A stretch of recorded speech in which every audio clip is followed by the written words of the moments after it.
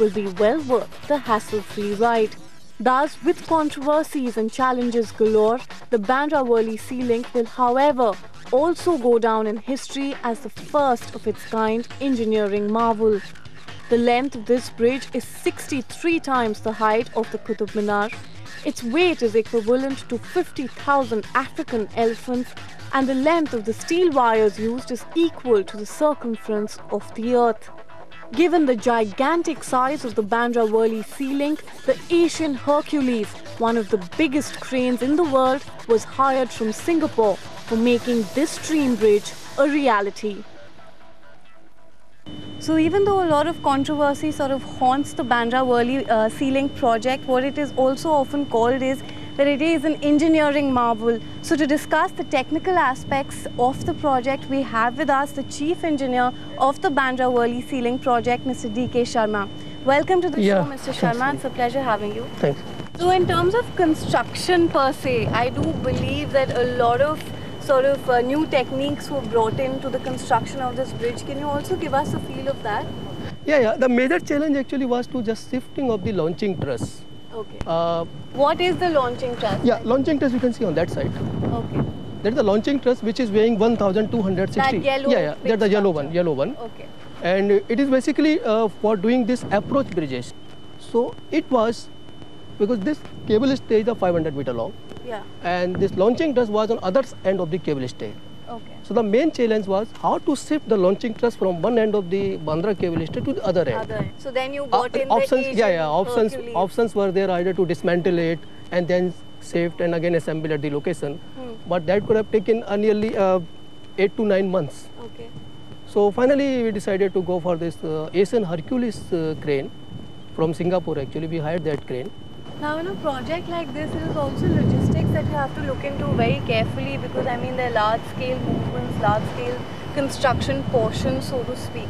Yeah, it is here because in the 1 year we can work effectively only 6.5 to 7 months maximum in 1 year. Okay. So and the major thing is when you are working at so many locations, then depending on the tide level, you have to supply and keep the material at the location. Otherwise, labor and all the equipment will be idle if suppose material is not there.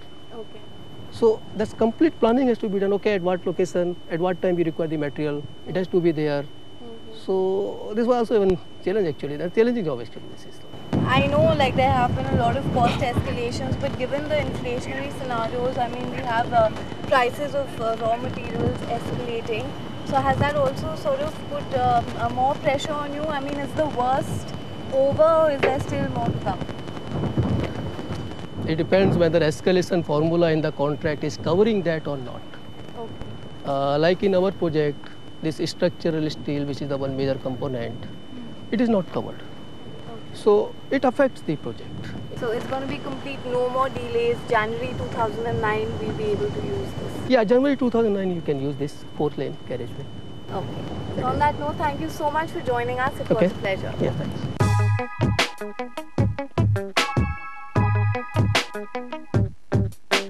So that was an insight into some of the technological aspects of the project. We now head in for a short break, but stay tuned because on the other side, we catch up with the CMD of HCC, Mr. Jeet Gulabchand, to talk about some of the major bottlenecks within the project and also to offer some policy solutions for large-scale infrastructure projects such as these. It is planned, but a lot of bottlenecks and problems in the implementation stage. So let's divide the problems which, according to me, confront infrastructure development. First, let's take the problems of procuring services to build infrastructure. Whether they are pure construction contracts or they are public-private participation concessions, the entire process of doing so is not very transparent sometimes. It is flawed, it is delayed. Not only the central government agencies, but the state government agencies and the local self-government agencies that must have processes of procurement that are fair. So a standard bidding structure or a standard funding structure as well? Which is fair, which the World Bank has, which I think this is one of the most fundamental changes that we must bring about. Second important thing is that post-award, during implementation, there are many problems that do not get corrected quickly. This gets attributed a lot to the fear of vigilance, the fear that the audit would do something. And as a result, there's procrastination on every decision to be taken. That's what happened with this project as well. I mean, this project as well, yes. I mean, the design was altered 75%. Cost escalations were due to big delays and logistical sort of issues. So the bridge we contracted to build and the bridge we were asked to build were very different. And yet, to resolve the issue of how much extra to be paid and to be paid at all or not, took such a long time. Now, in this context, we need to have a superior business process of conducting and a practice that gets accepted, that this decision making will happen like this and happen fast. For example, there used to be a lot of horse trading. Even after bids were opened, everybody was called once again to renegotiate the bid, till Vigilance one day said that no, you will negotiate only with the lowest bidder. And now there is no law, there is no rule, it's just a suggestion of the Vigilance.